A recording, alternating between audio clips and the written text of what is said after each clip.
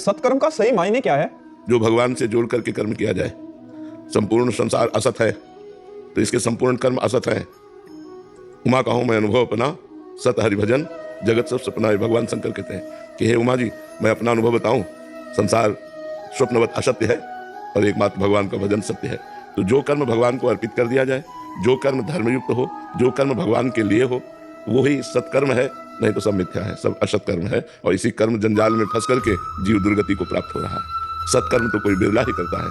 सत है भगवान, जो भगवान के लिए कर्म किया जाए, जैसे माता पिता की सेवा, पुत्र की सेवा, पति की सेवा, पत्नी की सेवा, परिवार की सेवा, ये सब भगवत स्वरूप है। इन सबको भगवान की प्रसन्नता के लिए किया जाए।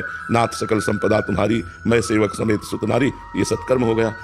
और ये मेरा, मैं ऐसा करूंगा, मैं वैसा करूंगा, ये सब असत्कर्म हो गया।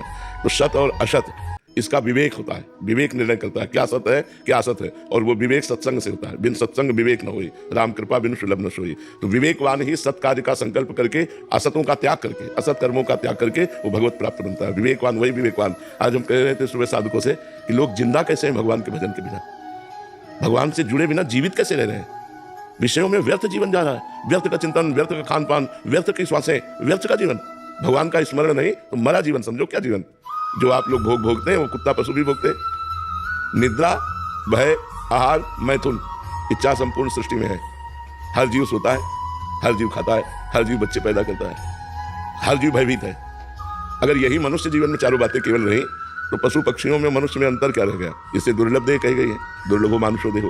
तो इसकी दुर्लभता क्या है? भगवान से जुड़ना, गंदे कार्यों का त्याग करके धर्म पूर्वक विषयों का सेवन करते हुए भगवान को प्राप्त कर लेना। जो मनुष्य शरीर प्राप्त करके अध्यात्म को जागृत नहीं करता, भगवान को प्राप्त नहीं करता, भगवान का भजन नहीं करता, वो जीवित मृतक के समान है।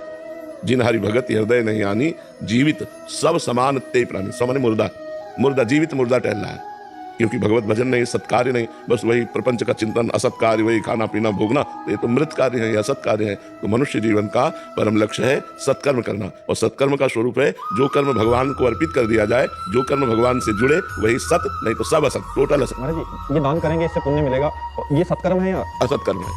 हाँ, असत कर्म है, क्योंकि भगवान से नहीं जोड़ा गया ना, तो वो आपको थोड़ा फल और दे देगा।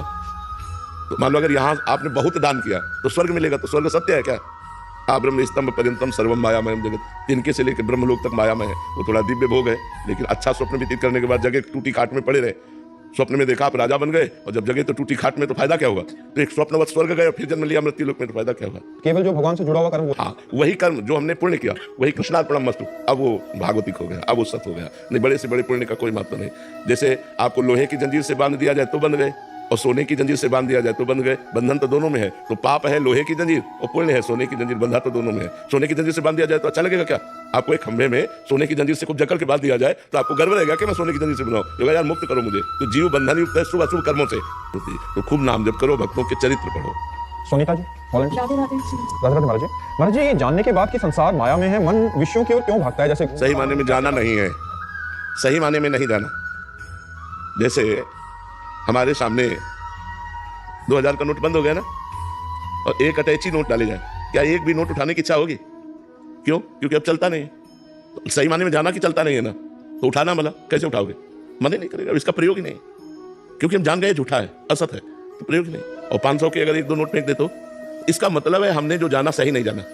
जब सही माने में हम जान जाएंगे कि भोग असत है, तो ऐसे ही हमारा मन नहीं जाएगा जैसे 2000 के उन नोटों में मन नहीं जाएगा। तो संसार जब झूठा है, असली में हम जान जाएंगे कि नकली है, तो हमें अच्छा नहीं लगेगा। अभी हमको जबान से तो कह रहे हैं कि संसार सब झूठा है, लेकिन अंदर से बहुत सुखद लगता है, अच्छा लगता है, प्यारा लगता है, इसलिए हमारा मन जाता है। जिस दिन असली में ज्ञान हो जाएगा, जैसे स्वप्न में हमको लगता है क्या हम सोते हैं, स्वप्न में तो लग रहा होता है जो हम कर रहे हैं वो कर रहे हैं, लेकिन क्या कुछ कर रहे होते हैं? क्या कुछ नहीं कर रहे होते। लेकिन ये पता कब चला? जब हम जग जाते हैं। स्वप्न में थोड़ी पता चलता है कि मैं सो रहा हूं, मैं स्वप्न देख रहा हूं। उसमें तो गिर रहे हैं, पिट रहे हैं, खा रहे हैं, जो भी देख रहे हैं सत्य देख रहे हैं। वो असत कब हुआ? जब जगे। चलो यार, ये तो स्वप्न था। ऐसे ही जब सच्चा ज्ञान हो जाएगा तो संसार स्वप्न की तरह झूठा नजर आएगा और भगवान सत्य नजर आएंगे। अभी हमारे को पता है गलत है, लेकिन सही माने में पता नहीं गलत है। जीव चाहता है सुख और शांति, सुख और शांति के लिए सारी चेष्टाएं करता है, और दुख और अशांति परिणाम में मिलता है। सुख और शांति के लिए सारी चेष्टाएं की जाती है, परिणाम में दुख और अशांति मिलता है, क्योंकि दुख और अशांति ही है यहाँ। सुख शांति तो भगवान में है, और भगवान से जुड़ा नहीं तो उसे दुख और अशांति ही मिलती है। भगवान की शरण में होकर भगवान का नाम जप करो, तब असली ज्ञान प्राप्त होगा कि संसार झूठा है। अभी तो नकली ज्ञान है हमारा, असली ज्ञान नहीं। असली ज्ञान है जिसको जान गए झूठा है, झूठा है। उससे हमारा कोई लगाव नहीं, उससे हमारा हृदय का कोई भी कनेक्शन नहीं, तो बात मानी जाए। तो अभी जो हमको पता है संसार झूठा है, ये केवल एक दिमाग में बैठ गई है बात, अभी अंदर से लगाव नहीं गया। लगाव ऐसा ही है संसार का, तो लगाव है तो झूठा कहाँ? जैसे 2000 रुपये में हमारा कोई लगाव नहीं हो सकता, 2000 के नोट में, क्योंकि झूठा है, अब चलेगा नहीं। ऐसे ही संसार से हमारा कोई लगाव नहीं हो सकता, क्योंकि ब्रह्म सत्यम जगन मिथ्या, ऐसा कहाँ ज्ञान है? ऐसा ये भजन से पैदा होगा ज्ञान। जो पढ़ लिख करके सुनकर ज्ञान होता है, उससे माया का नाश नहीं होता। माया का नाश होता है जो अपने हृदय में ज्ञान पैदा होता है, और वो होता है भजन करने से। जितना आप नाम जप करोगे उतना ही आपको ज्ञान, शुद्ध ज्ञान प्राप्त होगा, जिससे आप माया मुक्त हो जाए।